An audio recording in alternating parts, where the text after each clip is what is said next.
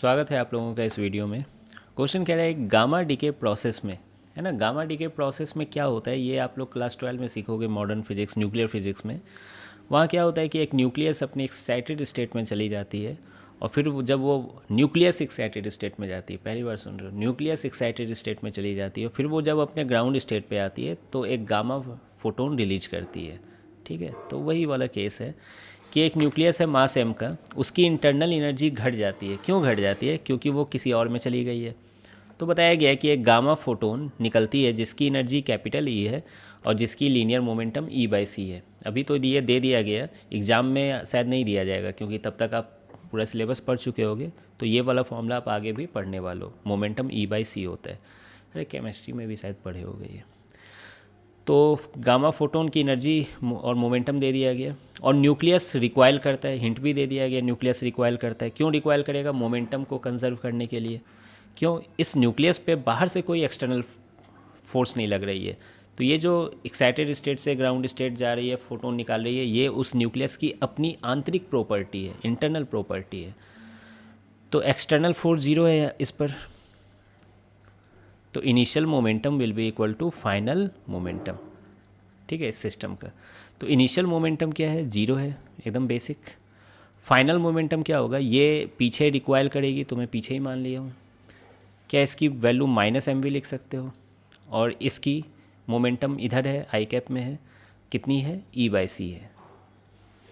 ठीक है, तो यहाँ से v की वैल्यू कितनी आ गई? E/mc।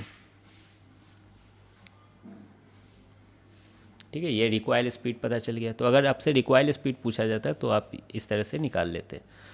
फिर उसके बाद पूछा गया कि डिक्रीज इन इंटरनल एनर्जी कितनी है। तो बात यह है कि शुरू में कोई देखिए काइनेटिक एनर्जी नहीं है, इसकी जीरो है, रेस्ट पर है। फिर इसके ये कुछ काइनेटिक एनर्जी के साथ जाने लगे ये, तो कहाँ से आ गई है एनर्जी? उसकी अपनी इंटरनल एनर्जी ही तो कम हुई है यहाँ पर। तो जो फाइनल काइनेटिक एनर्जी होगा, जो फाइनल एनर्जी होगी मोशन की यहाँ पर, वही उसकी डिक्रीज हो जाएगी। तो मैं फाइनल एनर्जी निकाल देता हूँ पहले। फाइनल एनर्जी वो कितना है? तो देखिए इसकी हाफ mv² हो जाएगी और इस फोटोन की एनर्जी तो डायरेक्ट लिख सकते हो आप, कैपिटल ई। अच्छा, एनर्जी की डायरेक्शन नहीं होती है ना, तो इसमें आई कैप माइनस आई कैप मत लगा देना। हाफ mv² कितनी हो जाएगी? E²/m²c²। अब देखिए यही लाइन आप बिना v निकाले भी कर सकते थे, डायरेक्ट यहाँ -p लिखते, है ना। तो p की वैल्यू ही आ जाती E/c। और काइनेटिक एनर्जी आपको पता है p²/2m होता है, तो एक लाइन में आप लिख सकते थे इसको। खैर कोई बात नहीं।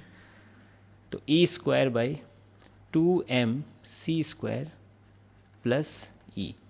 तो ये फाइनल एनर्जी है। हमसे क्या पूछा गया है? Decrease in internal energy. मैं क्या दावा कर रहा हूँ कि decrease in internal energy, decrease in internal energy, internal energy वो क्या होता है?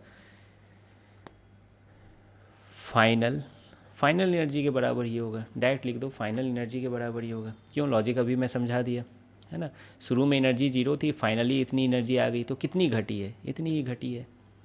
क्लियर है ये चीज़? तो आई होप कि आपको ये सॉल्यूशन समझ में आ गया होगा। मिलते हैं फिर नेक्स्ट वीडियो में।